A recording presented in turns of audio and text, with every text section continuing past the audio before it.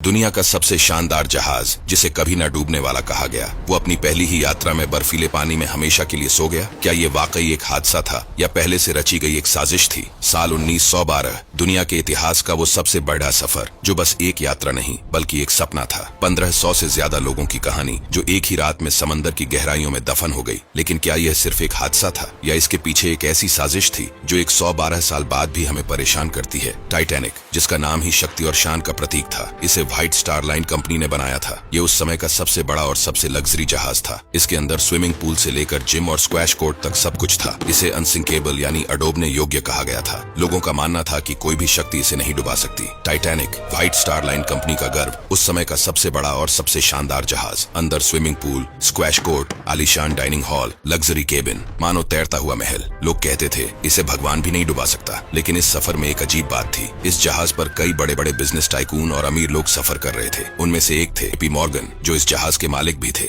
लेकिन उन्होंने आखिरी वक्त पर टिकट कैंसिल कर दिया। क्यों? वो रात जब सब कुछ बदल गया, 14 अप्रैल 1912, अटलांटिक महासागर में चांदहीन, ठंडी और बेहद शांत रात। टाइटैनिक तेज रफ्तार में दौड़ रहा था, जबकि कप्तान को कई बार बर्फीले पहाड़ों की चेतावनी दी जा चुकी थी। रात 11:40 आगे नजर आया एक विशाल आइसबर्ग। अलार्म बजा, जहाज मोड़ा गया, लेकिन देर हो चुकी थी। आइसबर्ग ने 6 जगह से जहाज को फाड़ दिया। ये जहाज सिर्फ 4 हिस्से डूबने तक टिक सकता था। 6 हिस्सों में पानी घुस चुका था। अब बस 2.5 घंटे की जंग बाकी थी, जिंदगी और मौत के बीच। ये वो मोड़ है जो कहानी को रहस्य में बदल देता है। क्या आप जानते हैं कि टाइटैनिक का एक जुड़वा भाई भी था? उसका नाम था RMS ओलंपिक। 1911 में ओलंपिक एक और जहाज से टकराकर बुरी तरह क्षतिग्रस्त हो गया था। मरम्मत में करोड़ों का खर्च आता और कंपनी की हालत खराब थी। यहीं से शुरू होती है बीमा घोटाले की थ्योरी। कहा जाता है कंपनी ने दोनों जहाजों को बदल दिया। लोगों को लगा कि वे नए टाइटैनिक में सफर कर रहे हैं, लेकिन असल में वो पुराना डैमेज हो चुका ओलंपिक था। योजना थी उसे डुबोकर इंश्योरेंस का पैसा वसूलना। और सुनिए, JP मॉर्गन ने सफर रद्द किया, लेकिन उनके 3 बड़े बिजनेस राइवल उसी यात्रा में सवार थे।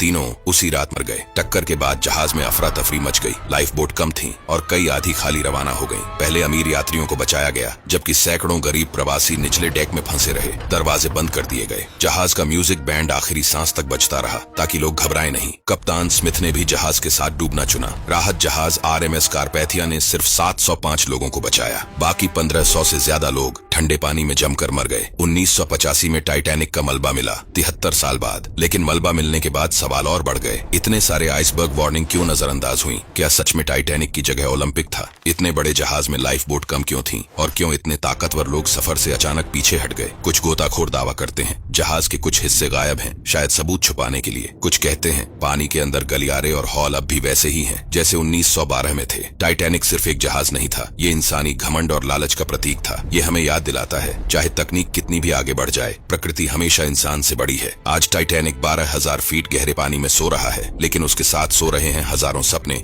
अधूरी कहानियां और वो लोग जिन्होंने आखिरी सांस तक जंग लड़ी। सवाल आज भी जिंदा है, क्या ये एक हादसा था या इतिहास की सबसे बड़ी साजिश? वीडियो को लाइक शेयर जरूर करना।